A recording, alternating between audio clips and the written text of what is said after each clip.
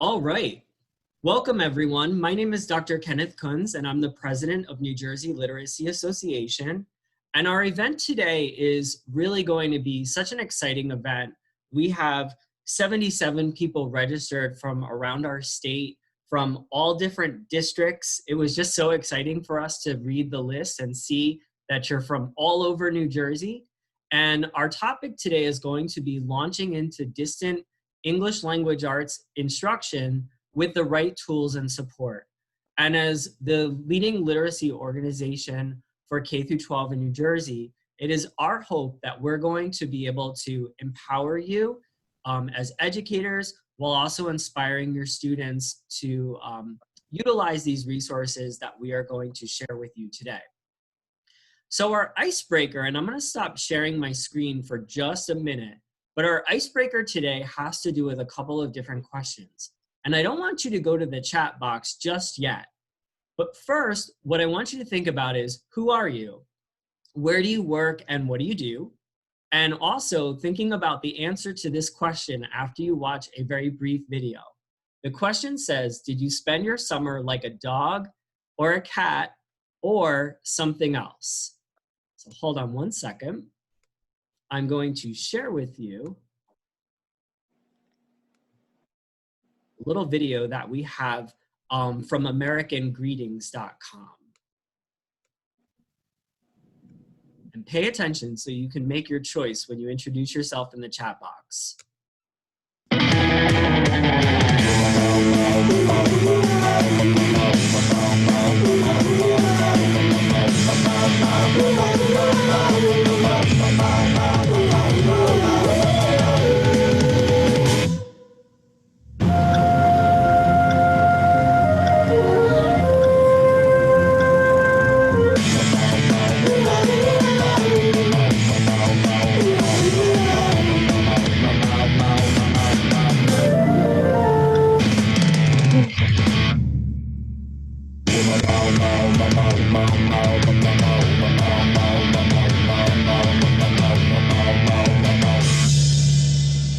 So we do hope that your time with us is just as much fun, if not more fun than that. But in the meantime, I'd like you to go to the chat box feature and I'd like you to introduce yourself. Who are you? Where do you work? What do you do? And also, I'm curious as to whether or not you are spending your summer more like a dog, more like a cat, or even something else. And Ms. Mancini is going to help give a shout out to some of our participants today.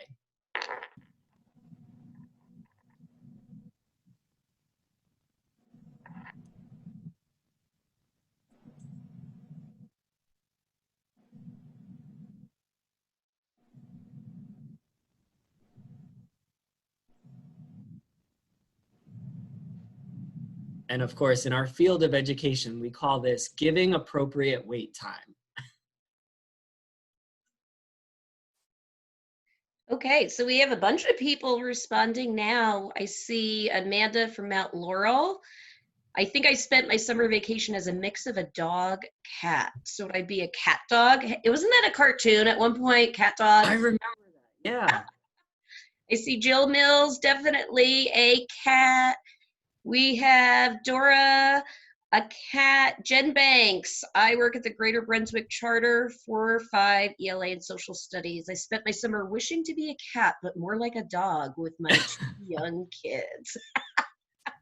I definitely understand where you're coming from with that. There could be the summer that you planned in your head and then the actual summer that ends up unfolding. I agree totally on that.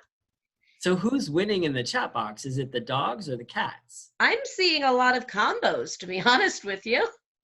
All right, so we've got some people who've probably been lesson planning and working hard all summer, where some of this is going to be a little bit of a refresher and maybe even a support of what you're already doing. And then we have some people where this may be the wake-up call because you could have been napping like a cat throughout the summer. So that's really exciting. Thank you for continuing to introduce yourself in the chat box. And we're gonna get started with our day today. So this afternoon, there's a couple things that I wanna promise you. Number one is that we wanna recognize some of the best teachers from the state of New Jersey. Shalonda Archibald, who's one of our board members, was last year's New Jersey Literacy Association Teacher of the Year. But our board also realized that due to COVID and some of the switches to more virtual and remote instruction, we never actually chose a 1920 Literacy Teacher of the Year for 2019-2020. So we do include a tiny URL. It's tinyurl.com/NJLA Teacher of the Year.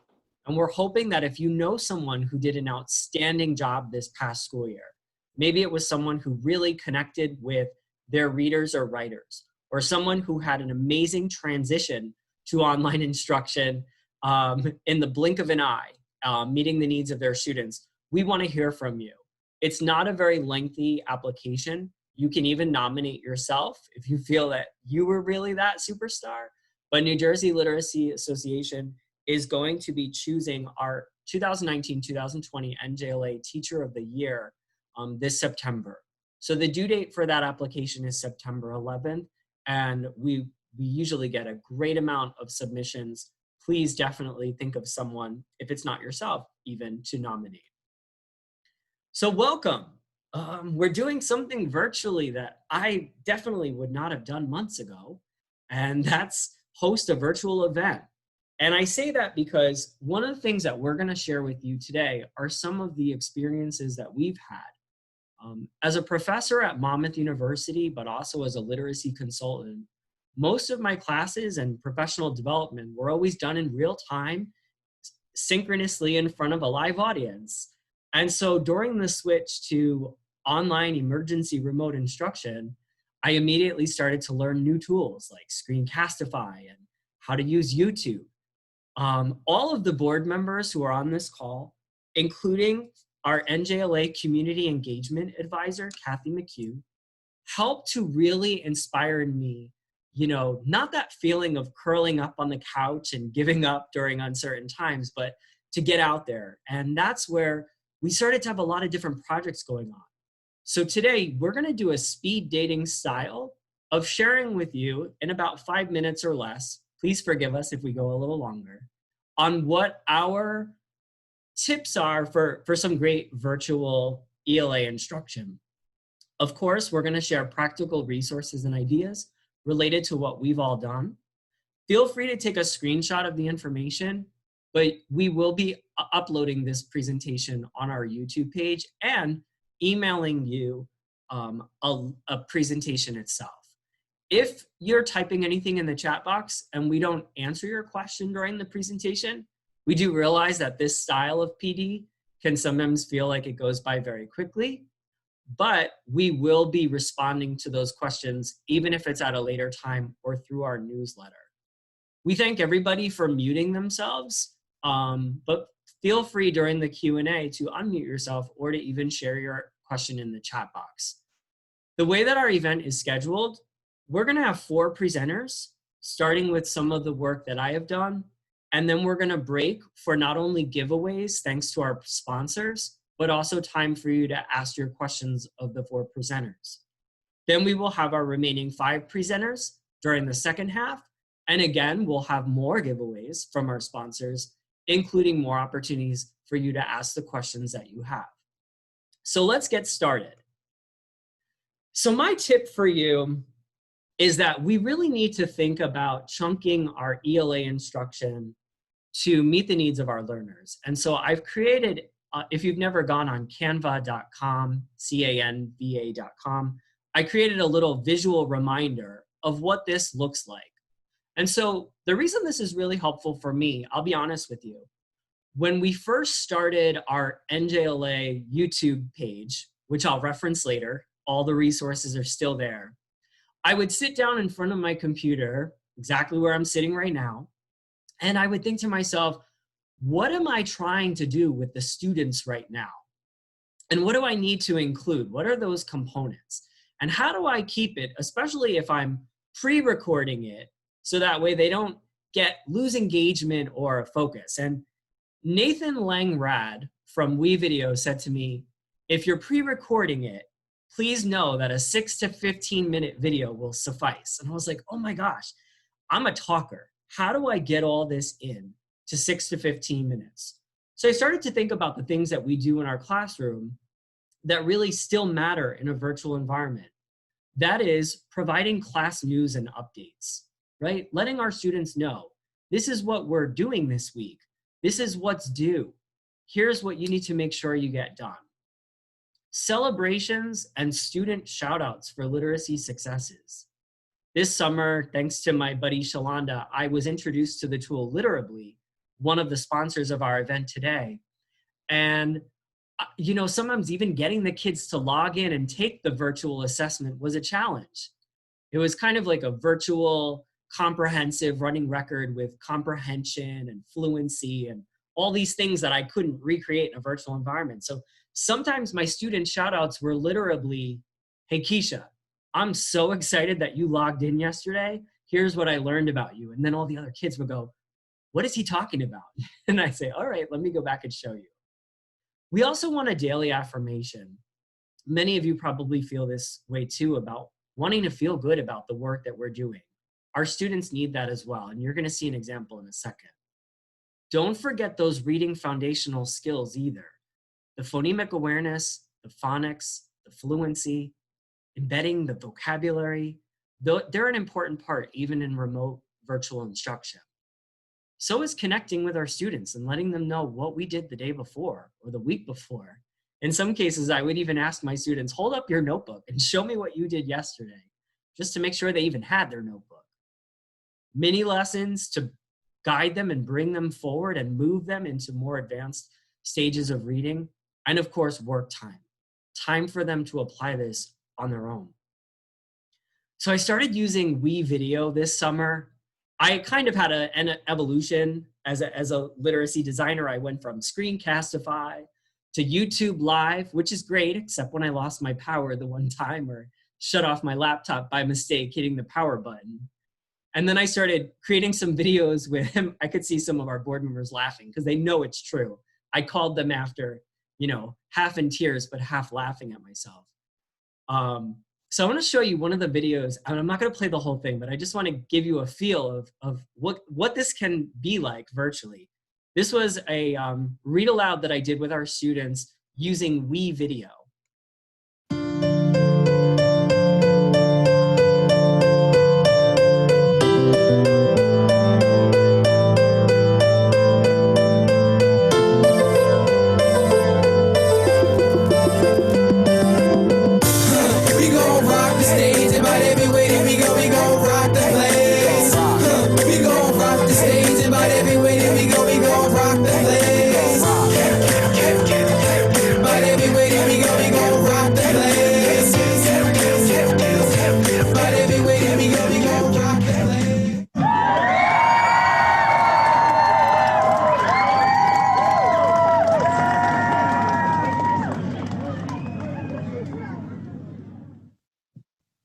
Hey everyone, it's Dr. Ken Kunz and I'm back with another New Jersey Literacy Association story time. We hope that you had a great Memorial Day weekend and took time to remember the fallen heroes. On tomorrow's Wonder Wednesday, we're going to be having a special guest named Tom Chiola from New Jersey. He's going to be introducing you to a creature in New Jersey that's really special and needs your help, especially down the shore. So be sure to tune in tomorrow. I also want to give some shout outs to all of the students who participated in the New Jersey Writing Contest. Thanks to our NJLA board member, Susan Doherty, all of your entries are being scored right now, and we should have the contest results for you in just a few weeks. All right, let's get started with today's read aloud. Today's daily affirmation reads, I am prepared for any role that comes my way. You're going to see how that relates to today's story.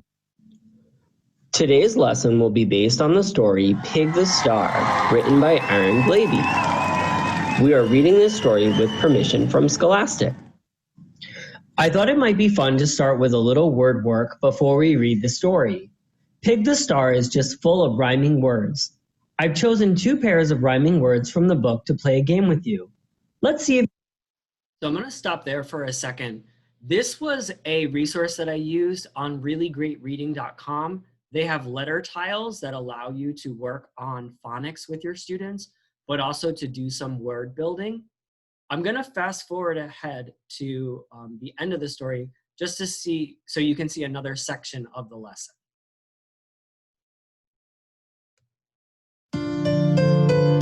Saw red. I'm thinking about when you see red, you really get angry. He shrieked, "I'm the star," and knocked Trevor flat.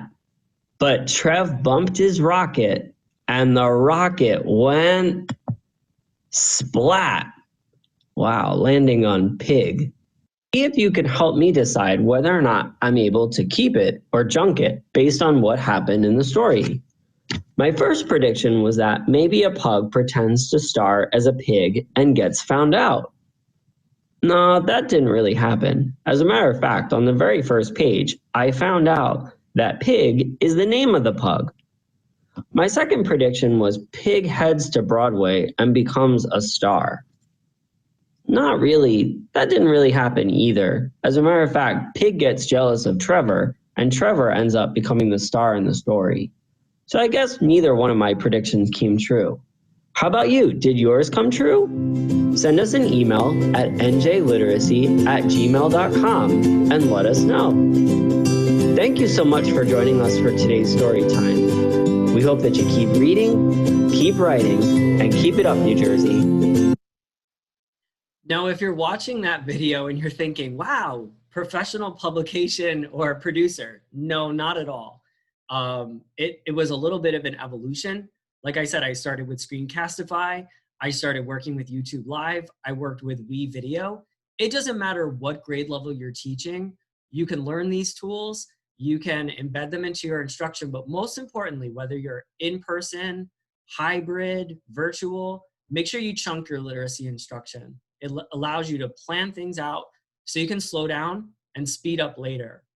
If you would like some additional resources, my colleagues and I have created a set of lesson plans for K-5 teachers who are going into their new year with fiction and nonfiction texts. It's called Launch into Literacy. It's at our website, which is for theloveofliteracy.net. And I was really grateful to be able to create a set of lessons with a team of curriculum writers. So if you're in K-5 and you want to lean on those resources, who doesn't love free lesson plans that have already been done for you by reading specialists? So definitely check that out. Make sure that you slow down, chunk your instruction, and everything's going to be okay. You're going to get those components of comprehensive literacy in there, and your students are definitely going to be engaged. And of course, if you need help knowing about any of those tools or even hearing more about tools like Literably, you can definitely reach out to me later on, ask a question during the midway break, or reach out to us via email. And now I pass it on to last year's NJLA Teacher of the Year, Shalonda Archibald. Hi, everyone. Good afternoon. Thank you for joining us today. So for me, as an educator, a mom, a Girl Scout troop leader, and on, thousands of roles I fill every day, I've learned on my journey that I'm not going to be great at anything if I'm not great at taking care of myself. So self-care, as my NJLA friends and a lot of my friends throughout New Jersey know, that it's of utmost importance to me. And it's one of the things that I've learned is kind of under-promoted in terms of education. We're expected to do a lot, give a lot, everywhere else but for ourselves. And so I've included just a few tips to help you kind of manage it all in this new environment that we're going into this school year. So first on my list, I have routines. When we started in the beginning of this pandemic and remote instruction, it was a zoo in my house. And I'm sure I'm not the only household that experienced so much turmoil due to the change. So I realized early on I needed to have a routine, something that signaled the start of my workday, the end of my workday, something for my daughter to understand this is the beginning of us starting our day, and this is how you're going to do it. One friend of mine, she would light a candle to start her workday, and she would end it by blowing out that candle.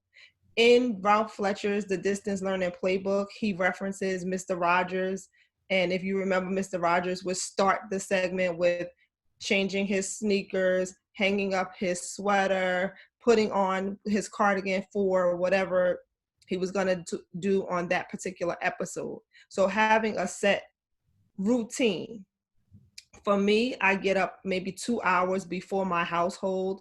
I read, I journal, do a little exercise to get myself ready for the entire day. So just having a routine. Boundaries. Boundaries was a big problem for me in the beginning. I was on the computer from 7:30 to sometimes 10 o'clock in the evening, webinars, Zoom meetings, Google Meets, PD, regular researching and reading, and it seemed to be a never-ending day, and they all spilled into the next day. So I had to establish some clear boundaries for my work, along with my family, about how we were going to proceed. So one of the boundaries for me, I asked my building administrator to just give me a day ahead notice when we were going to have a meeting, because my daughter was scheduled for Zooms. And so to give me a time for a Zoom 20 minutes before, it didn't help me, because she had to also go on to Zoom, and I needed to be there and set her up and get her prepared. In terms of communicating with the team of teachers I was working with and when they could communicate with me, I was not available after 5 o'clock. 5 o'clock was the cutoff time for, me responding to text messages, calls, or things of the such in that day. So just having clear boundaries for your time, for your space. Connections. I love the distance learning playbook. One, they start the book with the whole module on self-care, which is critical. And in the book, Ralph Fletcher talks about connections. And one of the things that he says is important is having a commitment partner. And in my work and just in my journey to emotional wellness, I found that commitment partners or accountability partners, square squads, like Brene Brown refers to them. Oprah refers to it as her cabinet. Michelle Obama refers to it as her sister circle.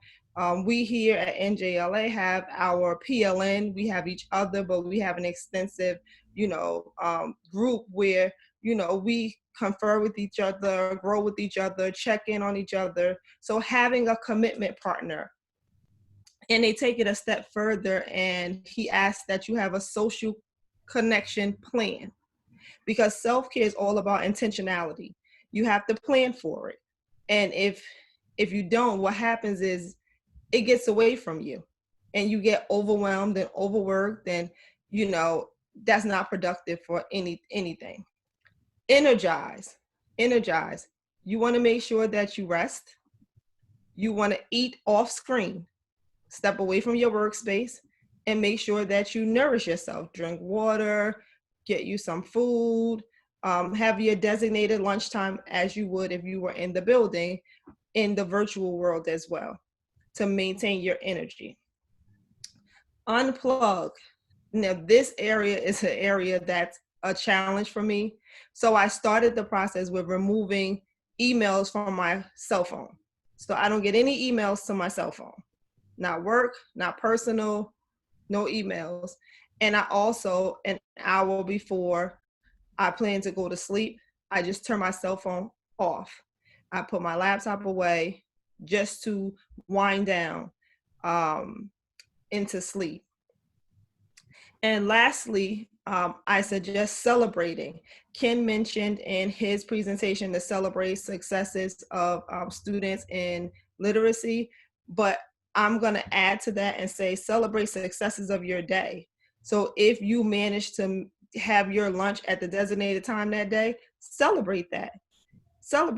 And celebrate it just as you would celebrate a big something for someone else.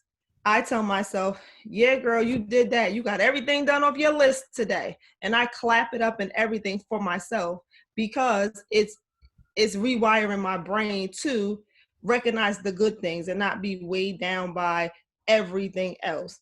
And so you want to celebrate professional things that worked for you that day, personal things accomplished that day, family stuff. You want to celebrate. You want to find things to celebrate, and you want to do that every single day. Celebrate your successes. And so that is kind of where I felt like if I could get through these things every day, I could certainly get on to other things. Because one thing is for certain in this uncertain time is that we're only going to be as good to others as we are to ourselves. And that old adage, you can't pour from an empty cup, is true. If you don't have it to give to your students, if you don't feel full on the inside, you don't feel affirmed, it's going to come across as fake and phony when you're trying to share it with your students. So you want to make sure that you try to care for yourself every day in every way. And so I'll leave you with Deborah Day's lighten up on yourself. No one is perfect. Gently accept your humanness. This is new for us all. We're learning. And with learning comes some failure, but with failure comes learning. So be gentle, be kind to yourself. Speak to yourself lovingly through the failures, just as you would someone else, a friend, a child. Speak to yourself in that same compassionate way. Thanks, everybody.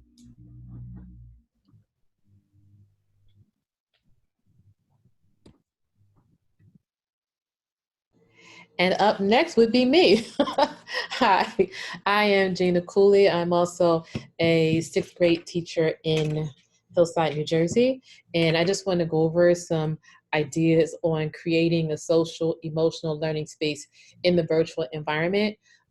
Some of you may have already created a space in your face-to-face classroom environments, and you're wondering, how am I going to do this now that we are not together? And then maybe others you haven't started, but you're hearing the words going around, the buzz coming up that we need to drive this home for our students, because maybe we had a few sprinkled in before that came in with some baggage in our classroom environment, but now during our pandemic and post-pandemic, every single student and adult has been affected in some way and may be affected again in another way by COVID-19. So we have to incorporate a space where, yes, we want to teach all the academics, but how can we reach them and teach them if we haven't given them a space where they can release some stress? So the first tip is reach out and touch someone virtually or by social distance. So yes, when we were face to face, especially if you taught the littles, we gave out lots of hugs. That's not going to happen. And if you are remote, then you really don't have that any type of hands-on or face-to-face. So you immediately want to establish rapport, and that can easily be done by just sending out postcards, establishing your web page, sending out emails to introduce yourself, and you want to personalize. The more students and families know about you, the easier it is to connect with you and see you as human and as an individual. So you tell them about your cat, your dog named Skylar, your nieces, your nephews, your children, whatever it is, your trips to the beach, just sitting at home and learning to do a 500-piece puzzle, whatever it is, something that they know about you that they now can, because they will come back and ask you once you share these personal things, they're going to come back and ask you things. And then a simple survey to parents, so you can learn more about the family. You know who's living in a generational household, who's maybe living with a single parent, who goes between 2 homes during the week. You know these things. What are their hobbies? Clockwork. No, it's not about the work or watching the clock all day, but children thrive in structured and predictable environments. So they need continuity and routine. So if they know every morning we're going to have a morning meeting, every day at 1:15, right after lunch, they're going to have circle time. Mantras and affirmations are big. They learn to, if you start the routine and establish early, when you forget, because you will forget, they will remind you, wait a minute, We skipped our routine. We missed our circle. We didn't do our mantra today. They can even lead it when you're not there. Whether I've had kindergartners, third grade, or sixth graders, I've been told by subs when I was absent that if they missed a beat, the children told them, no, wait a minute, we do it this way or we skip something. But they thrive on that. Check me out.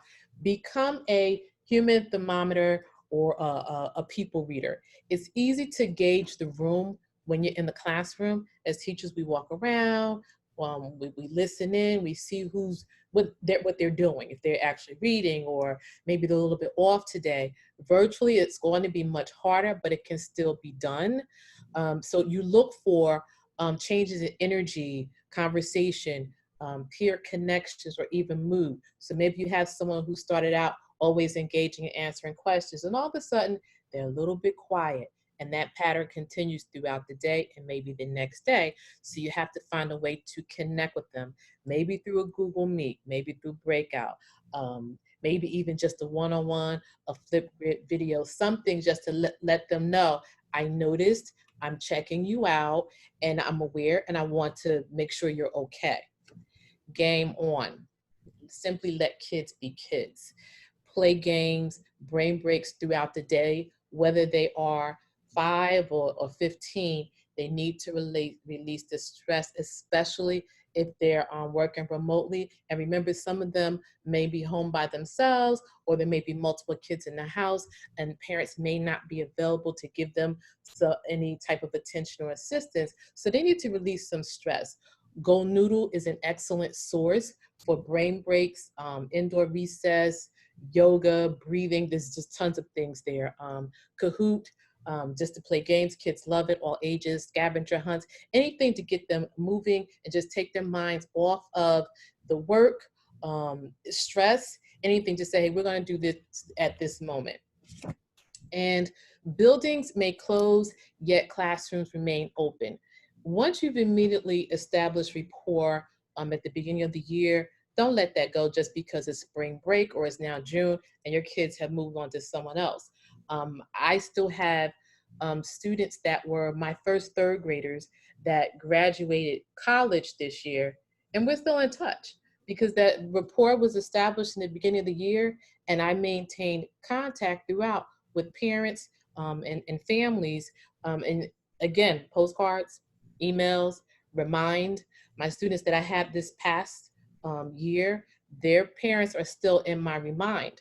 So if I happen to see something on a website or a sign when I drive through their town and I see there's a parent workshop or something that's going on for kids their age, I just send out the remind, send it to the parents, and they go, oh, thank you. I didn't know anything about that.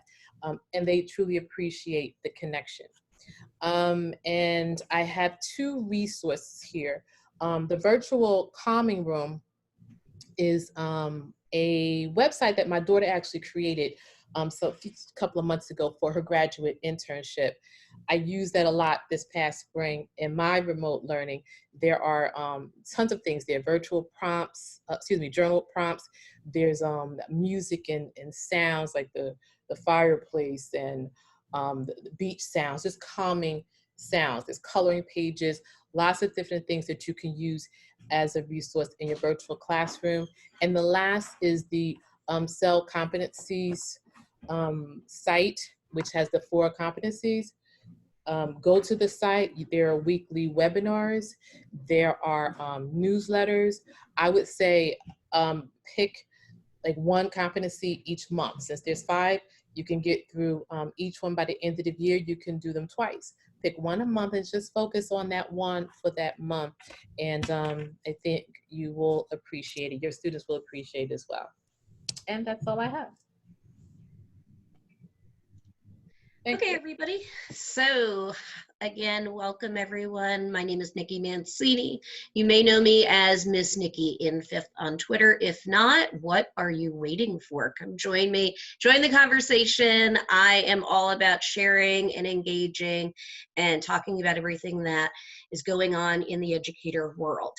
So I just wanted to talk a little bit today about book talks, digital book talks in particular, which obviously you are familiar doing within your classroom, but when you go digital, you want to make sure that you really maintain some of the structure of these activities. So a digital book talk is basically when you go in excited and you talk about a book that you think some of your learners will be interested in.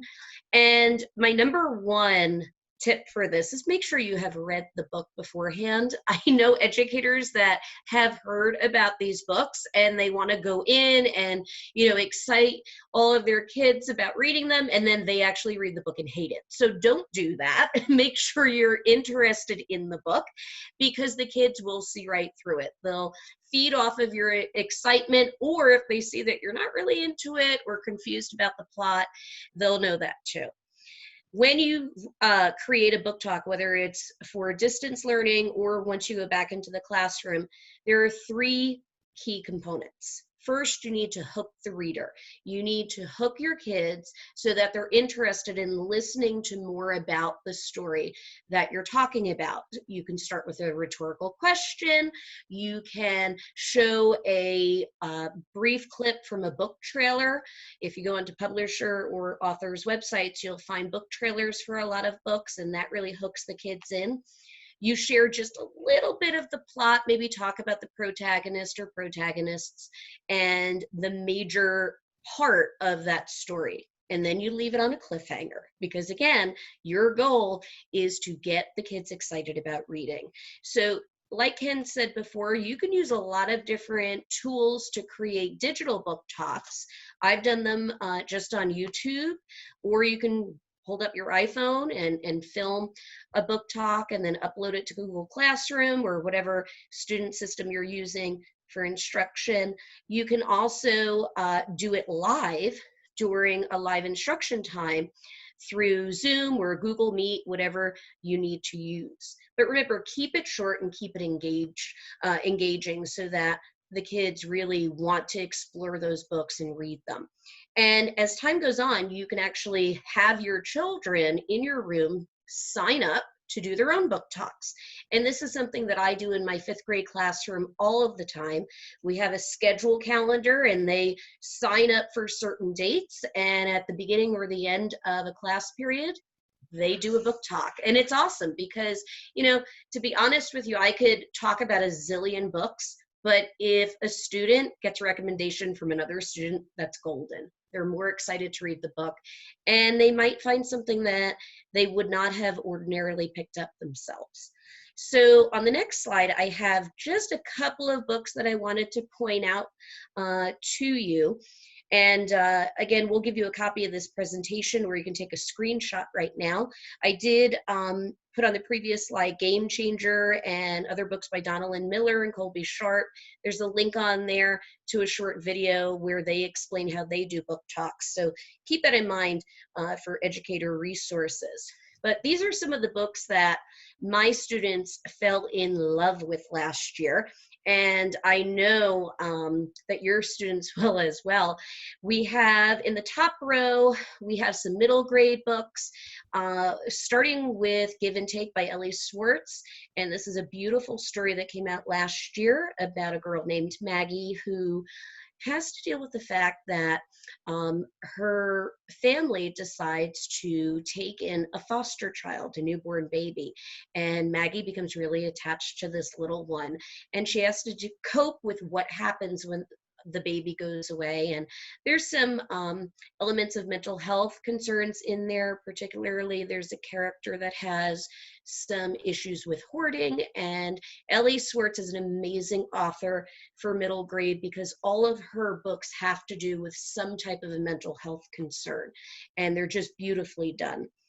The Bridge Home by Padma and Controven. You may have heard of this during the Global Read Aloud last year, but this is a wonderful story set in India, and it's surrounding 3 children who become homeless and have to survive in the streets of India. It talks about survival and empathy and just some amazing themes in there. And I used it as a read aloud, which was nice because the children were able to learn more about Indian culture, and there's a glossary in the back of the book. It talks about some of the foods and some of the terms that are used there, and they really enjoyed learning about it. So that's The Bridge Home. Front Desk, you may be familiar with. The sequel to it by Kelly Yang is coming out September 15th, and it talks about the story of Mia, who helps run a motel that her parents are running in California.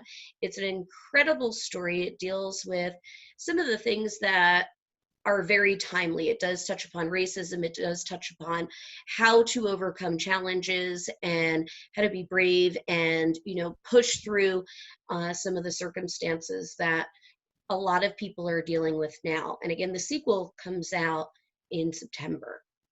So those, as of right now, those are the middle grade books. And When Stars Are Scattered by Victoria Jaminson, this is another middle grade book, but I would also say upper elementary students might enjoy it. It is a graphic novel. It's quite honestly my favorite book that I have read the entire summer. And I just can't speak enough about it. It has to do with the story of Omar and his younger brother, Hassan, who have spent most of their lives living in a refugee camp in Kenya. And life is very hard there. There's not enough food, it's very boring and dull, and they don't have a lot of access to medical care, which Omar's brother needs. He does have special needs. He is nonverbal, and he struggles a lot with life in the refugee camp, as one would expect. And this story is based on the actual story of Omar and his brother. And I don't want to give too much away about it, but I have to tell you, this book is beautifully written and drawn. And what I love about the storyline is that I didn't even realize it was based on something that truly happened until after I finished, and there's some back matter in the book. And I went onto Twitter to see if Omar was actually, you know, connected, because now he actually lives in Pennsylvania, and he already had followed me on Twitter. So that kind of shocked me, and I've talked to him, and he's an amazing person. So I really suggest that book for upper elementary through middle grade. From the Desk of Zoe Washington, this is another upper elementary to middle grade story of a girl who does not know her father, who is imprisoned but is actually innocent, and she helps discover a way to help her father prove his innocence. It's beautifully told. The audiobook is also wonderful, and our students would enjoy listening to it as well as reading it. Babysitting Nightmares by Kat Shepard. This is a great spooky book that I would definitely recommend for the fall. This is, again, I would say upper elementary through lower middle grade. Then we have Engineers by Jarrett Lerner, the story of a robot that shows up on the protagonist's doorstep. And surprisingly enough, the robot farts out different blocks and pieces of things that it consumes. My students, again, as fifth graders, think this book is absolutely hysterical. It is. Elementary students, I would say from third grade and up, would enjoy Engineers. There is a sequel, and the third book is about to come out quite soon.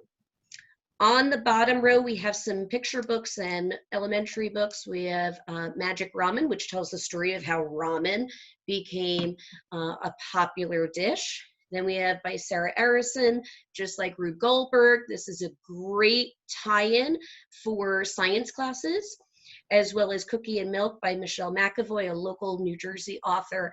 And it tells the story of 2 girls who love, love, love science. And there's some great content in that book. Meet Yasmin is another series. This is lower elementary, so I would say maybe first grade, second grade, even some third grade kids would enjoy it. It is a series that tells the story of a Pakistani girl, Yasmin, and the cover there is of the first book. One more graphic novel that just came out by Chad Sell. This is Doodleville. Doodleville is a really neat book. It's quite imaginative, and I think it could be, pretty popular in your classrooms this year. It involves a story of Drew, who's an artist that loves to doodle, but eventually certain things in Doodleville come to life, and there's quite an adventure that takes place within this storyline.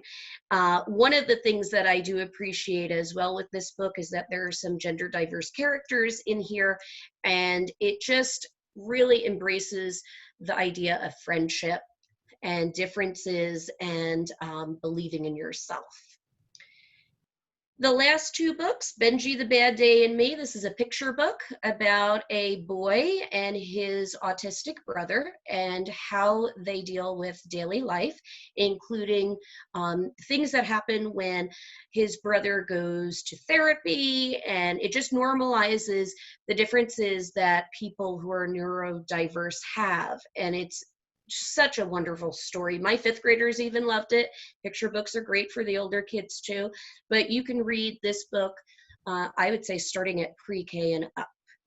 And the last book I wanted to put on your radar is coming out very soon. It's by Kim Ventrella, Hello Future Me, and it tells the story of what would happen if suddenly a alter ego of yours comes to life, and that alter ego is from the future.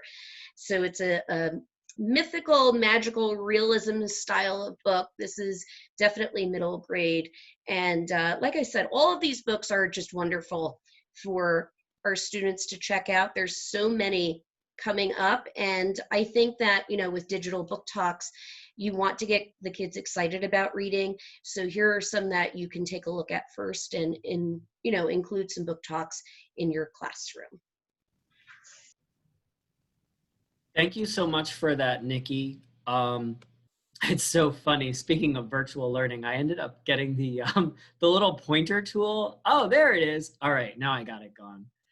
All right, so we have some giveaways before we go into the second part of our presentations, and then we'll have more giveaways at the end, and we'll allow you to unmute yourself and also use the chat box if you have any burning questions right now.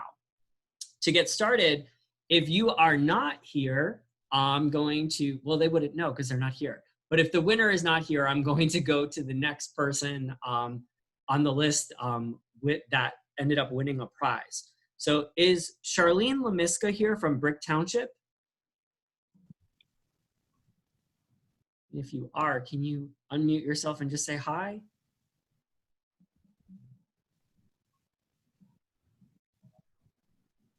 All right, I don't think Charlene is here. Is Lina here from Scotch Plains Fanwood School District?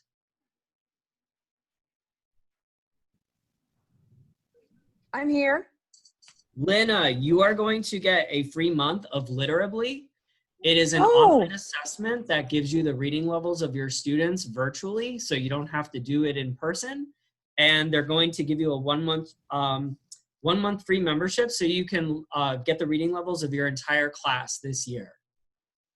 Oh, that's wonderful. Thank you so much. Yeah, no problem. I'll definitely email you the information. Thank you. Is Adriana Silva Gonzalez here from Manalapan? I am. You are also getting Literably for your students. What grade do you teach? I teach 6th. Oh, that's going to be awesome. Yeah, you'll be able to see all the different disparities, and of course, it'll give you like a lot of preparation for small group instruction. So congrats. Cool. Thank you so much.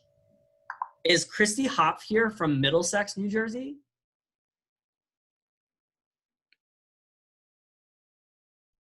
I don't think so. All right. What about Alicia Davison from Woodbridge Township?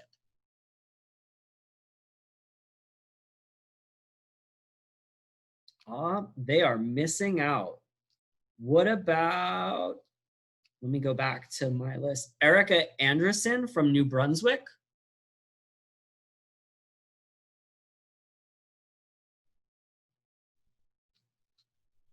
All right, we've got 3 more for this round. What about Lindsay McKee from Winfield Township?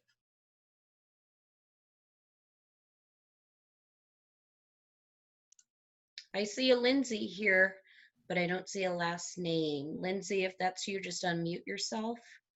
She's going in the chat box. I'm here. All right, Lindsay, you're also getting a free month of Literally. Her mic doesn't work. Okay, that's all right. Tech issues are definitely part of virtual learning, but the chat box saved you. Do we have Mary Peterson from Dover, New Jersey? Awesome. Yeah. Mary, congratulations. What grade do you teach? I teach 7th grade. Great. Yeah, you are going to love Literally. It gives you digital reading levels for all your students. Thank you. You're welcome. And what about Betty Hastings from Jersey City? I'm here. Betty, what grade do you teach? 2nd. Awesome. You are also getting a 1-month free subscription to Literally. Oh, thank you. You're welcome. Enjoy it. Shalonda in the chat box said, go Jersey City. All right. We also have a winner of a set of K-5 reading materials. The K-5 reading materials are the Launch into Literacy books that I talked about from For the Love of Literacy. This winner gets a K-5 set of all of the mentor texts to share with the teachers in their building, thanks to a donation from AKJ Education. And so the winner of the K-5 set of books, I believe valued at about $200, is Tara Eganton. Tara, are you here? I am. Thank you so much. You are welcome. I'll be in touch with you, but you're gonna be receiving K1, 2, 3, 4, 5, a whole set of mentor texts, 1 fiction, 1 nonfiction. I'm so jealous. Oh, perfect. I know.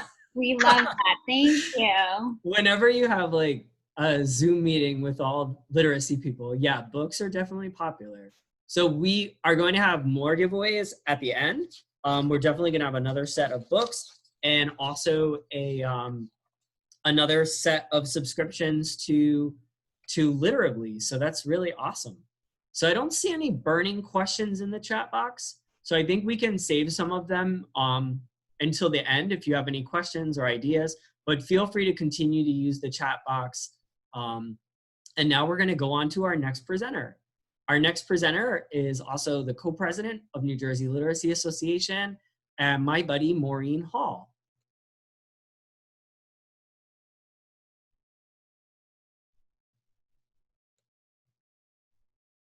Maureen's got to unmute herself. How many times do we do that with the kids too, right? Like, all right, unmute yourself. Okay, is that it? I'm good? No? I hit Alt. You were good. Oh, you just muted yourself again. Don't worry. I'll unmute you. Got it. Okay. I think that we're ready now. Clearly, while I don't mind doing things virtually, computers are not my jam, you know. Thanks for being here. We're really happy that you're here. I heard some names of teachers I have coached, and I'm very excited that you're here. That makes me feel really good. I'm here today to talk to you about something that I truly love. Book clubs, while they are always a great way to grab kids' education, kids' attention, teach reading skills, and engage kids in great discussion, they're especially well suited for our current hybrid or online classes. And we'll get into that in a second. So first, let's talk about how a book club begins. Everything, all successful book clubs begin with assessment. That's why I was glad about the Literally Ken that we were able to give out. That'll be really helpful for people. We need to assess their skills, whether it's formal formally or informally. And early in the year, I like to also make sure, and I learned this from Ken also, early in the year, I like to give out an interest inventory and find out what the passions of our kids are. From these assessments, along with one-to-one meetings with kids and conferences in small groups, you can learn that a couple of your kids struggle with reading long chapters, that several of them really like a good reading challenge, and that all kids have a desire to read books with central characters that look like them. You will have gotten a handle on what will entice each of them to dive into a book. So once you know the needs of your kids and the desires of your kids, you begin the search for books that might speak to them. You can do book talks just like I've done many, just like Nikki talked about a few minutes ago, and those are very, very successful. I always read a little piece of the book as well, and always leave it on a cliffhanger all the time, right, Nick? We also want them to choose their material. Choice is, of course, a big motivator, and when you give kids a bunch of books to choose from, they are likely to gravitate towards something they'll enjoy, and they're more likely to read it. In my classrooms, groups sometimes chose not only their own names, they named their groups, but they also wrote a little constitution. The names ranged from sports names, because sports teams are always a big deal, or reading themes like book diggers and wander through a book. And their constitutions expressed how serious they were as readers. It helped them set goals for themselves. And it also could determine how to handle an unprepared member, a person who comes unprepared to your group, and you decide that beforehand. Teachers have to provide a calendar to kids so that the kids are able to decide just how much they need to read each night. The calendar has to have an end date and any dates that you might not be in class or whatever you're working on. The clubs meet on a predetermined schedule, maybe once a week without a teacher, and then once a week with you. That's why I think they're so well suited for hybrid class. The synchronous learning time allows you to teach your skills or highlight some new vocabulary that your kids have dug up from their reading, or to throw in ideas for a discussion question. And then when the kids are without their teacher, they read on their own, or I've had groups that decided to meet together and read aloud to each other, and sometimes that's helpful for children. And they also conduct meaningful discussions. If you have a teacher friend across town, across the country, or actually anywhere, you can both offer the same books, and then have your kids in breakout sessions both join in the discussion together. The kids can use Flipgrid to post their thoughts about their reading and then talk back to their counterparts at another school. Once they finish the book, as Nikki said before, they can be asked to create their own book trailer or to do their own book talk to entice other kids to read their particular book. Early in the school year, I see that I can see the use of a mixed book club. Can we flip to the next slide, honey? So these are the possibilities that I happen to have around my house at this moment, that I thought for maybe a possible 5th or 6th grade book club in September. Later in the year, you can switch to historical fiction or biographies of scientists or social scientists so that it fits along with the work that you're doing. You can switch to informational text. You can switch to science fiction just for fun.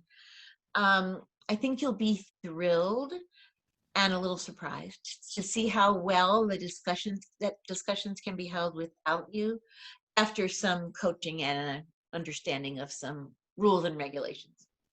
All teachers hope to create lifelong readers, and reaching out to kids on their own level and with new material that interests them is a good step toward this goal. I just want to talk for a minute about each book, or less, maybe 10 seconds about each book. Brown Girl Dreaming is a book written by Jacqueline Woodson, who gets my vote as like the best author of the past 10 years.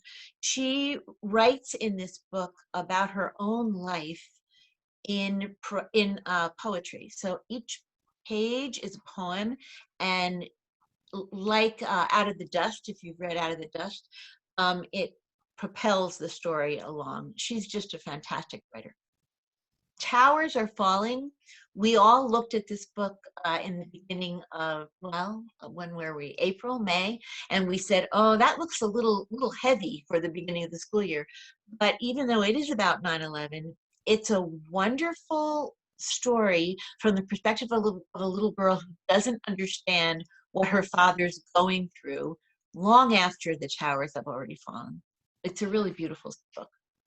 Everybody knows The One and Only Ivan, and now there's more in this series, The One and Only Bob, and I think there's more. It's a haunting tale that will reach any animal lover in your class. Stuart Little I threw in because I've often in my 5th and 6th grade classes had kids who really couldn't read on the 5th and 6th grade level, and Stuart Little and Roald Dahl, the Witches, are written on a little lower level. So I want them to have fun and enjoy what they're doing as well. So that's why those two are in there. Rising Water, a wonderful true story about the Thai escape. They escaped at the where are they? Thailand soccer club. Got stuck in a cave in Thailand. And this was right around the time that my daughter was hiking the caves in Thailand on her honeymoon. So it became a very important book for me to read. And Front Desk, which Nikki already told you about. Front Desk is a great book about secret organizations that help people, right? I think honestly, the practice of using book clubs with kids seems tailor-made for online and hybrid learning. There are regular time meetings with teachers, and just as importantly, times when kids are required to work alone or work with their group, but without you. They learn from these clubs how to budget their time, how to set goals, how to work in groups, how to run discussions with or without their teacher, and most importantly, they learn to love a good book. Happy reading.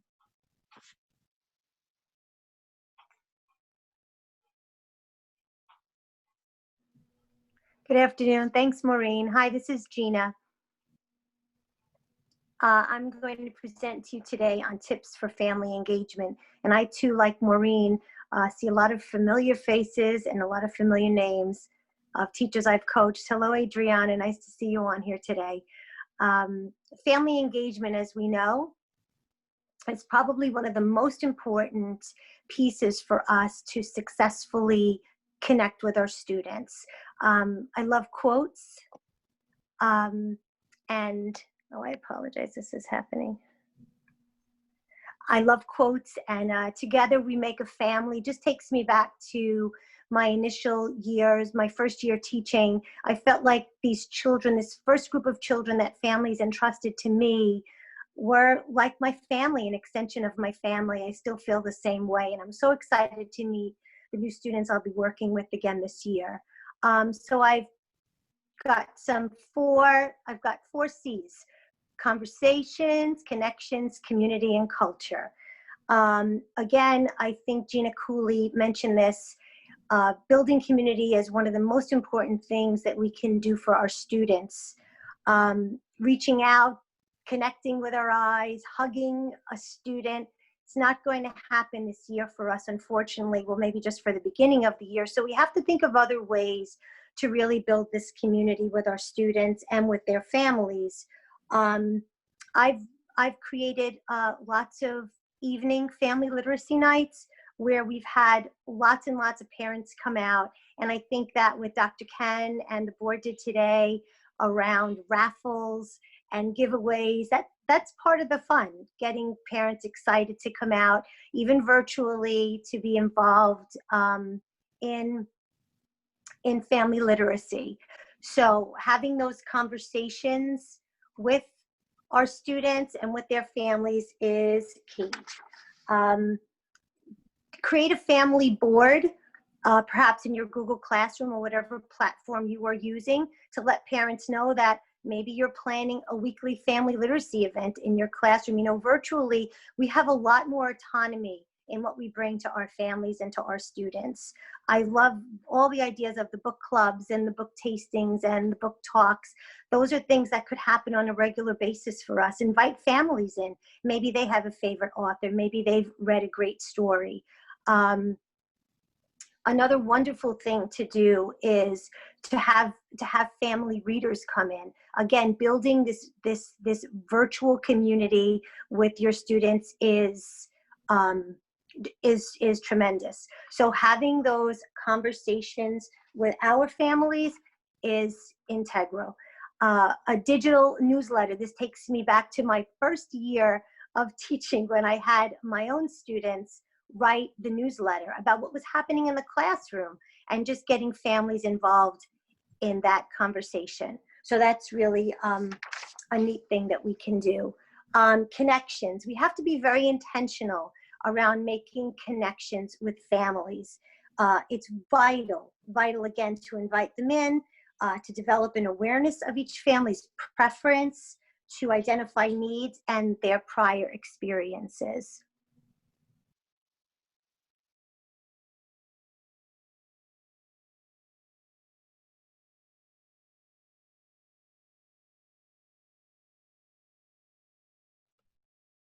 Nikki, did we lose Gina somehow? I think we did. Yes, we did. Oh, no. Just double checking.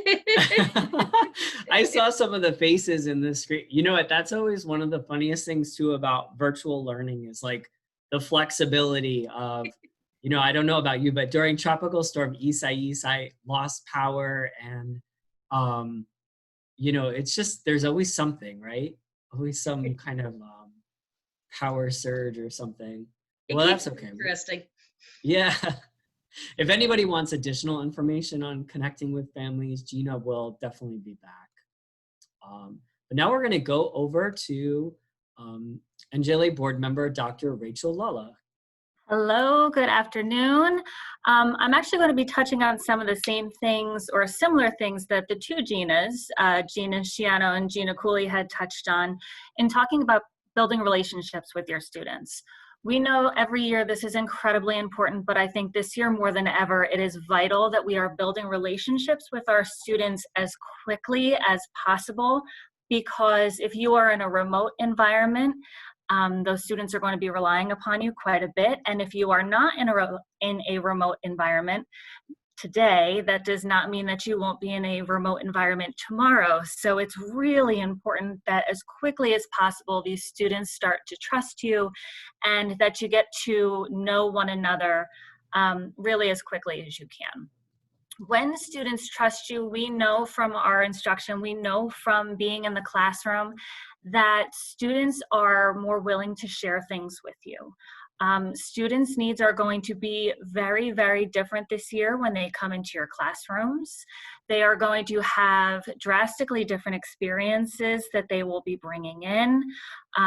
Some of our students may not have been around the grade level peers or same age peers since March, because they have been quarantining at home for a variety of reasons and have not expanded their bubble. And they're desperately going to need that connection with other kids that we're going to have to build in a variety of different ways, whether it is remote and you're doing that digitally, or if you are in person and you're trying to socially distance your students while also finding ways for them to collaborate. One of the things that will be really important for you to do is to help your students to identify and deal with the variety of fears, issues, and feelings that they're bringing into the classroom, whether it is, again, remote or on-site, letting them know and validating those feelings, that it's okay to feel all those different ways. And one of the really exciting things about your literacy instruction is that's where a lot of these things can often come out without you explicitly asking students, or without students explicitly telling you how they're feeling or what they're fearing, but instead making connections to events that are happening in books or to different characters that they're reading about. So inviting students to make those connections can really tell you a lot about your kids. And that can happen during discussions that you have in the classroom. It can happen during constructed responses, during journal entries, but providing students with a variety of ways to share with you through their writing or through discussion and literacy instruction, really how they're feeling, and help them to work through those, then that's going to be a huge and vital part of your instruction for this year, especially in connecting with those students. Another thing that is going to be incredibly important for all of you to remember this year is to approach this year with some grace. Give yourself some pause. We need to have realistic expectations for our students. If you teach third grade, your third grade students are not going to be coming in at the same level as your third grade students in previous years, because that's just the environment that we're in right now. We really need to meet students where they are. Some of that will happen during assessments and finding reading levels. A lot of that will happen during conferring and discussions with students, but we cannot push students too hard to try to make up a grade and a half of learning during this school year when we're still in this environment. So it's going to be really important that we're keeping realistic expectations for ourselves in our instruction, as well as for our students. But that does not mean, of course, that we decrease the rigor. We still hold high expectations for all of our students, but those expectations might look a little bit different than they have in previous years based on where students are coming into our classrooms and with which skills and strategies they have strengths in, and where they might need some pushing or some room for improvement. So I definitely recommend to you to build those relationships to help you understand where your students are, to help you understand how to best meet their needs, both emotionally and in your instruction for them in the classroom, and to be really a guide and a mentor for them, letting them know that they can share and open up with you, and that you're also there to push them in their reading and their writing, their literacy learning. Being that guide for them is going to be important, because they're really going to need those mentors, those people that they trust, that they really haven't had the opportunity to be around since last year. I wanted to just briefly touch on those things, but also to thank you for being here with us today. NJLA is so excited that we were able to provide this PD for you, that we were able to do this without charging, that this was a nice free event that we have for you.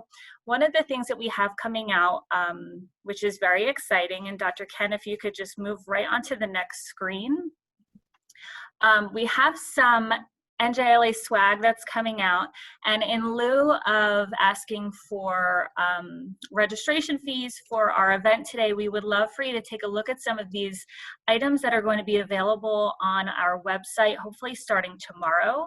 We have some great literacy strong unisex t-shirts, some women's boyfriend cut t-shirts, and both 11-ounce mugs and 15-ounce mugs for those people like me who definitely need that bigger cup of coffee, especially this year, so that you can represent NJLA in your classrooms, around wherever you may be.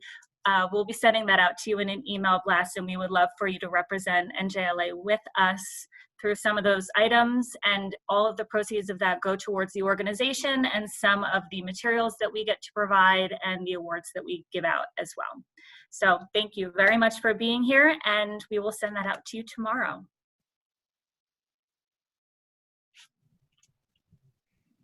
Hello, everyone. Good afternoon. And I'm Brian Bellavedas. I'm a bilingual language arts teacher in Huntington Central, and I just wanted to share some of what I think to be the building blocks for working with my multilingual learners. I mainly work with Spanish speaking students, but I help build curriculum with the ESL teachers who do have a large variety of students speaking other languages. So some of the things I kept in mind when working with my students during the lockdown and virtual learning is making sure that all the materials were accessible in a centralized location. And for me, that location was Google Classroom. Especially if your school is starting off remotely, it's very important that they quickly get familiarized with Google Classroom and that you organize your Google Classroom in a way in which students can easily access the materials. Another thing that was very important for me when working with the students, and really these characteristics are important for all students, but it really helped me with my multilingual learners, is to allow the students the opportunity to complete the task in a variety of ways, whether it's through their phone. I made sure that all my materials was accessible through their phones. If they had to do it that way, their laptop, computer, or even on paper. And I would allow them to send me pictures of the work, or if they could scan it. Phones actually have apps that allow you to scan work, and they would submit things that way to allow that flexibility. Making sure that students were able to participate not only on Zoom calls and Google Meet, but also through questions I would put up on the Google Classroom so that other students could respond to the discussion even when they were not able to log on when I was logged on with other students. Now, some of the technology apps, and again, if you're going to be working with any student, but really with the students I work with, I had to really keep the apps as few as possible. Pear Deck was one of the big apps that I worked with because it allows you to make your PowerPoints that maybe you've already made or have yet to make. You can make them interactive, and students can actually see. You can add questions, you can embed questions on the Pear Deck, or you can put multiple choice, so you can allow them to draw on there. That really allowed them to interact with one another. And what I liked about it is that it allowed them to really see what everybody else is doing. So you could use it to compare and really do a lot of crowdsourcing with the students that way, which was great.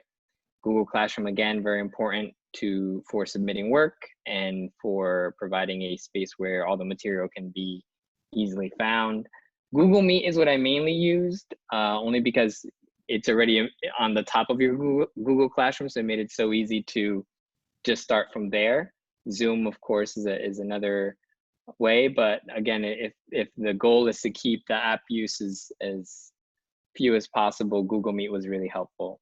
Google Suite, again, is just something that makes everything so easy since it meets the flexibility of mobile, laptop, and computer. I received a lot of questions on how I work, what translating services are the best when working with multilingual learners. Really, Google Translate is the standard because it has been getting very good. When I input things in English, it does a really good job of translating now. It wasn't the case about a year ago. You could tell it was being put through a Google Translate, but it's really gotten much better over the year. Reading A through Z has added books in other languages. I think the last time I checked, I saw French, Spanish, English, British English, Polish, and Vietnamese. So they're doing a really good job of providing authentic texts in other languages. So really good resource if you're working with a multilingual learner. One thing that was very helpful as well, and the students really enjoyed doing, is podcasting. And we'll be sharing this PowerPoint, so you'll be able to access the link there. NPR created a do-it-yourself guide for teachers, specifically for teachers. And on the link, you'll find examples of work that students have submitted when they were podcasting, which is a really good way to show other students like exemplars of what they could do and how to set up their own podcast. Radio Ambulante is something I provide as an added resource if you're working with Spanish-speaking students. It's really what I was using for them so that they can also get familiar with podcasts. And I'll actually share here with all of you if you do end up using Radio Ambulante, and I'm sharing a file there in the chat, this is a graphic organizer that I used with students when they were listening to podcast episodes. It's a free little resource that you're welcome to download and use if you'd like. And yeah, those are my tips, and I'll include my PowerPoint. I have a PowerPoint as well that gives a more in-depth and also a sample lesson for multilingual learners that I'm gonna add in the chat here that you can also download and use as you like. And of course, you can also reach out to me on Twitter at BenavidesB, as you see there on the slide. Hi, everybody. I am Lindsay Bonero, and I'm a reading specialist and also a special ed teacher. I know like the first slide said that this would be kind of like a speed dating type of thing. And I feel like that would be my date's worst nightmare right now with all my lists and questions that I would have.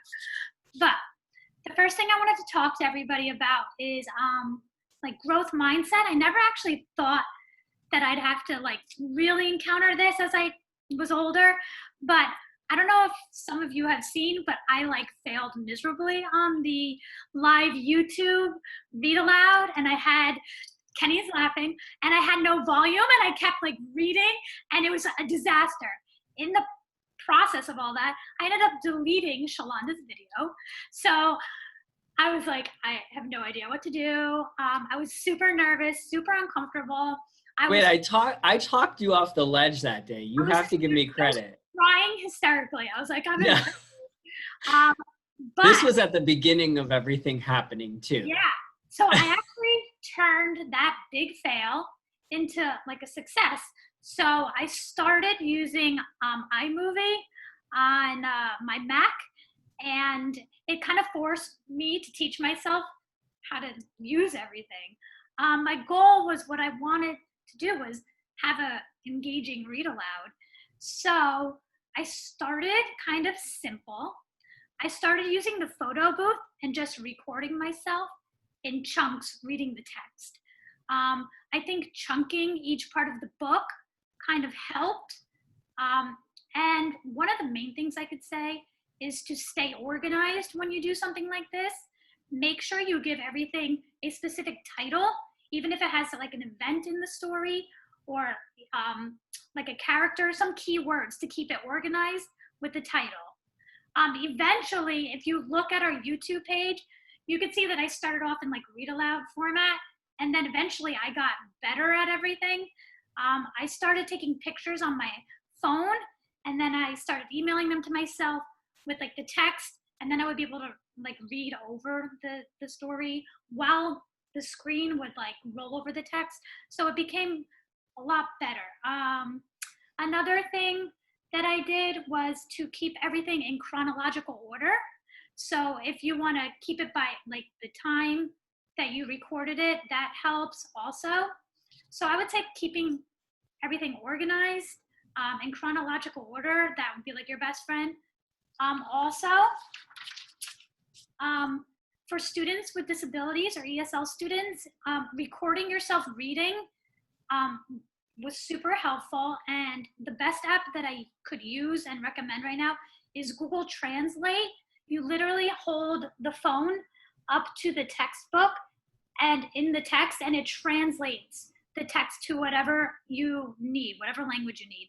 And you just take a screenshot of it, and you can upload that right into your iMovie. Another thing I used a lot was PowerPoint. I would put in vocabulary. That was one of our things that we did, was we introduced vocabulary, a comprehension skill, and little anchor chart. So I would take screenshots of my PowerPoint, but on the PowerPoint with the vocab, I would write the definition in like kid terms, especially because a lot of the kids are like on their own trying to do this. And I would post an image That would help with special ed students and ESL students. So if you have the vocab word, the definition, and then the image, that would be super beneficial for everybody. And then eventually you started learning how to put in transitions throughout the movie. And my favorite part was like the sound effects and the music, because it added like humor, it added excitement and suspense. And like if things were gonna sneak up on you, you could change everything to make it like super scary. And I think that just made it a little bit more interesting. So that is really it. And I just want everybody to stay safe, stay healthy, and make sure you follow us on our YouTube channel. It's right over there. I think we're going to be doing more, but I also feel like teachers, we don't give ourselves enough credit. And I think we should all like give ourselves a little pat on the back for like navigating this uncharted territory. So, and hi to my cousin, she's on here.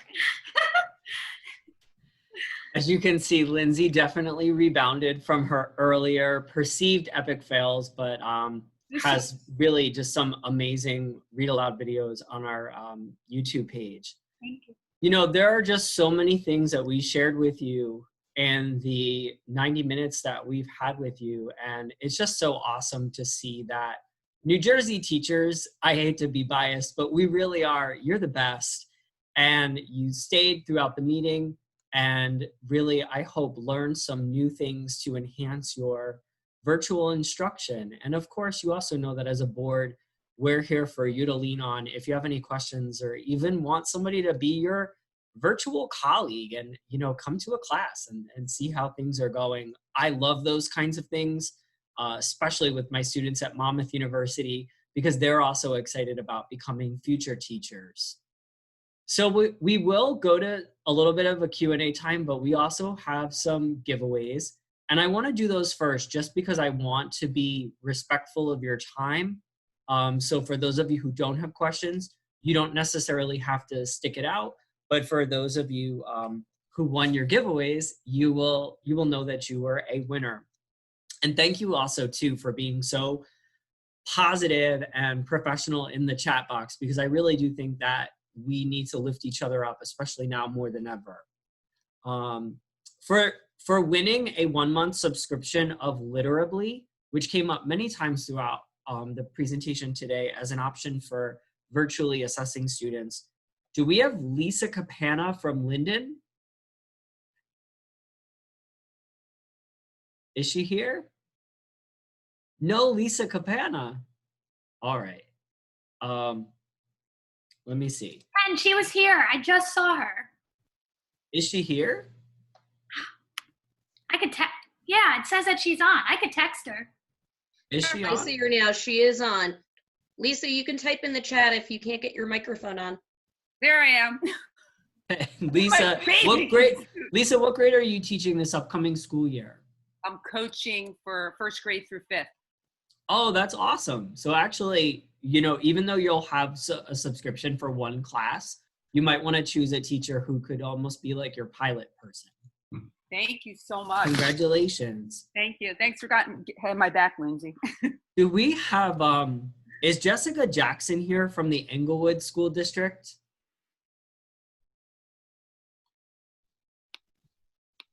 No, you don't see her? Okay. What about Allison Fideli from Livingston?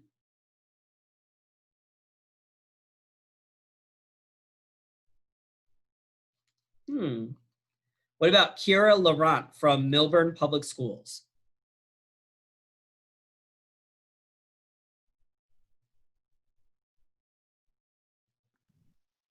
Yes, I'm here. Hi, Kira. What grade are you going to be teaching? 8th grade. Oh, congratulations. And let us know what you think of your subscription. Thank you so much. No No problem. I have 3 more people to choose for Literally. I'm just going down the line. Do we have, is Valentina Carleo here from Somerville? No? All right. What about actually Hope Zabelinski from New Brunswick? Yes, I'm here. Hope, what grade are you going to be teaching? First grade inclusion. Awesome. Congratulations. Let us know what you think of the tool. Okay, thank you so much. What about, do we have a Megan from Livingston here?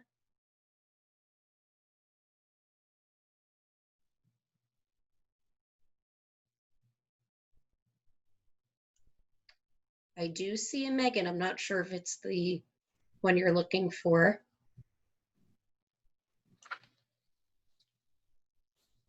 What about Nancy Tyrash from Hampton? Aylin Rich from Denellen?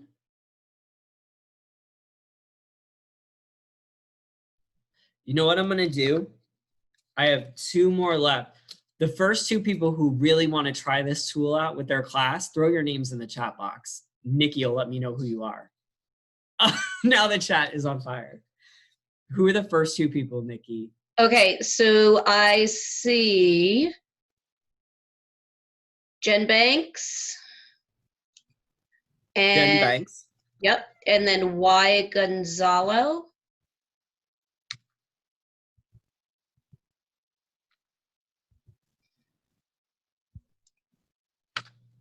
All right, sounds good. And then also through AKJ, we have another book donation. I'm also going to use the chat for this one. Actually, you know what? No, you know what? I don't need to, because I had a lot of people in the chat box earlier kind of giving some shout outs. My colleagues and I, we wrote with AKJ a new curriculum for K-3 students who, immigrant students and their families, to center their lives in the curriculum. We called this set of lesson plans and materials Bienvenidos Book Club, as a way of saying welcome. And all of the mentor texts feature students who need to feel empowered and see themselves in the text.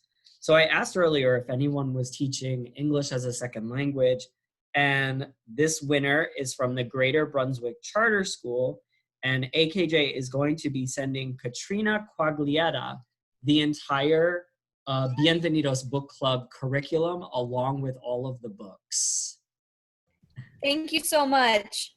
Yeah, no, Katrina, I'm really excited to hear also what you think about the materials. Also, before we do our Q&A, a couple things that you guys should know. In the PowerPoint presentation, you will get a link to our YouTube page.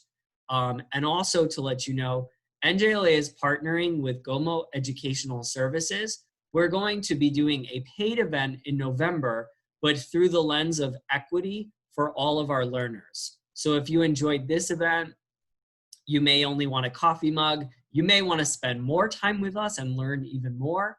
We are going to be doing an event on November 13th, I believe.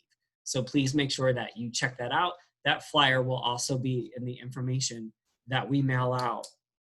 Nikki, I know you had said in the chat box before too that there was a lingering question that someone had, and it looked like a really good one. Yeah, there was a question about going back to school in the fall and reading level assessments. And I know this is something that I've been grappling with myself, especially being that, you know, when we go back in the fall, we want to focus more on the SEL piece, but instruction-wise, we also need some data to help us, you know, see where to go with those kids. So in terms of reading level assessments, what are we thinking? Well, our sponsor, Literally, Shalonda had been using that tool in Plainfield, but also we've been using that tool with the Monmouth University Summer Digital Literacy Camp and the Link Community Charter School, grades 5 through 8 in Newark. And it really is a very helpful tool for getting an assessment of a child. But one thing that I do want to caution everyone about is please be careful not to, first of all, label students as reading levels, because there's so much more behind a reader when it comes to comprehensive literacy instruction and finding out their strengths and areas of needed improvement, but also not assuming that students will all come back below grade level. There are going to be some students who had an amazing virtual teaching experience, or who also spent more quality time with their family, and they could actually come back to school possibly with, you know, voluminous reading at home on a higher level than when they left us. And that's possible. So, you know, make sure that you really get to know your students as we've suggested today, so that way we can plan instruction accordingly. But definitely try out Literably. And you can also go to their website too to check that out. And also, you know, using some of the time old pieces like reading surveys to gather, you know, their interests and start matching them up to books, and, you know, interviews and conferences and doing all of those things will help. It's just, you know, the reading level assessment is one little piece to finding out about your reader. Absolutely. Like involving the families with everything, like keeping in touch with the families, kind of getting them on your side really helps with the students too. I grew like great family connections, and I had like 40 kids. I talked to so many parents daily, and also here's another very good thing. On these digital platforms that we're using, make sure you give specific and accurate feedback. I had a parent tell me, because of the feedback that I gave on Seesaw, she was able to go back and correct it with her son. And she said having the feedback that was so specific and detailed to the skill that needs to be enhanced really helped her. So that's like one of the top tips I could give to. That's awesome. I also saw some people asking questions too about earlier balancing some of the compassion with the rigor of the standards. And you'll see in the Launch into Literacy tool that my colleagues and I created for K-5, we tried to do just that. We tried to balance the SEL along with the skills and strategies that students may need to successfully launch into the new year. But that's just us. You know, we're curriculum writers, and you can obviously always lean on our team, especially through Njla, to sort of assist with some of those decisions. But you can also do that yourself too, you know, not making it so that way the mini lesson is only focused on the strategy and skill, but also embedding in those SEL components. And, you know, hopefully too, you believe that some of the text selections that we shared today will help to deliver that. I see Shalonda has her hand raised. Yes, and I'll just add to Ken's point about, you know, we included SEL as curriculum writers, as reading specialists, but also I think that we're a joyful group of people. We're a joyful group of individuals, right? And so that compassion that we bring, it spills over, where we're thinking about how might we get a pulse on how our students are doing. How might we support them through all the changes that they've been through? How am I caring for myself through these changes that I've gone through? Early on in the pandemic, my daughter had a breakdown. I had two. I told my therapist that that was it. I needed to reset and readjust what life was like in this world, because right now it's totally different than what we were used to. But the things that I was certain of, I needed to hold on to those things. And one of them being loving and being kind to myself, so that I could give my daughter and students and the teachers that I work with what they need. So just being compassionate and looking at things from a compassionate lens, and understanding that there isn't a person in this world who has been unaffected by COVID-19. That everyone in some way has been affected, some deeper than others, and keeping that in the forefront. And of course, your love for what you do will help for you to kind of, you know, make that magic happen for the kids. Shalonda, thank you for sharing that reminder too, because I think so many people forget that, you know, if you love coming to school, the kids love coming to class, and if they love coming to class, they outperform. And I think that that definitely applies to the virtual environment as well as the brick and mortar environment going back to school. And also, I'm going to implore you guys too to think outside of the box. This summer, one of the things that we did with Njla was we had, you know, little mini competitions and student of the week celebrations, and we would mail our students certificates. And I don't know about you, but when I'm a classroom teacher and I'm in my building or going out to schools and visiting as a reading coach, I'm constantly buying books, giving them away, getting things for my class. Some people may have even provided granola bars, to keep those empty tummies filled. It costs $1 to mail someone a certificate. And yet I get so excited to receive an Amazon package in the mail. You can have those little moments of connecting with your kids, even in this virtual environment. And so, think outside of the box. And as Lindsay reminds us too in the chat box, surround yourself with people who are positive like you, because there's enough to be anxious about. And so, I'm very lucky as president of Njla. I've got this fantastic board that I can pick up the phone and call, but you can also email us or tweet us, and we're literacy nerdy. You're gonna hear back from whoever you reach out to, I promise that. Hey, Ken, we have a really good question in the chat. I have seen a lot of people ask this. This was from Mary Peterson, I believe it was. Any ideas on how to get books into the hands of kids when they're 100% remote? And one of the things that I did with my 5th graders last year, and I had planned on doing this anyways, so it just worked out very well, is I partnered with our town library, and I had the children's librarian come to our class and talk about everything available in the library, and she actually signed the kids up for library cards ahead of time. So my kids were already used to using the library, but what happened when, the pandemic started was that I took a step back and I did a lesson on accessing the ebooks and the e-magazines and the audio books so that the kids were comfortable with it. And it changed things immediately. So, teachers, when you're starting your planning, see if you can reach out to your local librarians early on.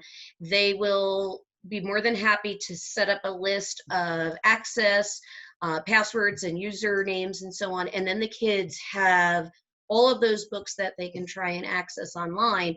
County libraries are doing it too. I know in Somerset County, they opened up to everyone regardless of whether or not they were a membership library in town. So use those libraries to get books into kids' hands. And I'll add, I have a friend, and she's the librarian. I actually befriended her from taking my children every summer to the library for a summer reading. She remembers my 18-year-old when he was a beyond feisty 6-year-old. And one of the things that she constantly tells me is to encourage families to visit the Jersey City Public Library. And there is a plethora of virtual resources that they were working so hard on throughout this entire pandemic to provide to families. They also have in many places where they don't need to have a library card, ebooks. They've worked really hard to be able to provide those services. So I would suggest to contact the libraries in the community where you teach as well to see what's available for students. You can also, the question that you guys are bringing up, Nikki and Shalonda they're addressing an issue that we have in our country, is that many of our students live in book deserts. And so eradicating those book deserts needs to be a priority for us. And we have them even here in New Jersey. One way to do that is to also visit the map, littlefreelibrary.org. has maps of little libraries that exist in people's neighborhoods. And one of the things that you might want to do is find out, are there those maps? Are there those libraries in your neighborhood? And if they're not, your school may want to create one. And if they are there, you may want to reach out to some of the people who steward those libraries to get books in the hands of kids. I could tell you, during the pandemic, I met a little friend who lives down the street from me. She was from Boston, but her family moved to New Jersey to escape the busy hustle and bustle of life during COVID. And little Lila is now turning 2 years old, and I watched her learn how to walk on my street. And her parents, the way that they get her to go on her walk every day is they bribe her by telling her that she gets to visit the library. Well, the library is a little free library on my front lawn. And I can tell you that I make sure that I have I even got more yesterday, highlights, decodable readers for toddlers.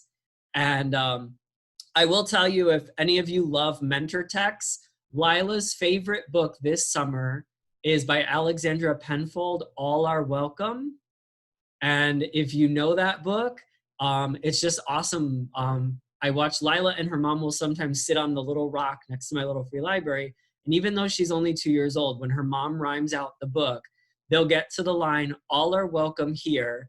And Lila will say, all are welcome here, even though she's not necessarily reading at this point. So. Ken, share the hand sanitizer story. I also had a few kids in my neighborhood who felt guilty because I put hand sanitizer in my little free library to make sure that it would stay, you know, a safe space for borrowing books. And the one day I went out there and somebody left money in my little free library. And I'm like, I was asking all my neighbors, like, does anybody know why there's like $2 bills in my library? And it turned out Henry across the street and his sister liked the scent of the flavored hand sanitizer and felt bad for stealing it and left some money in my.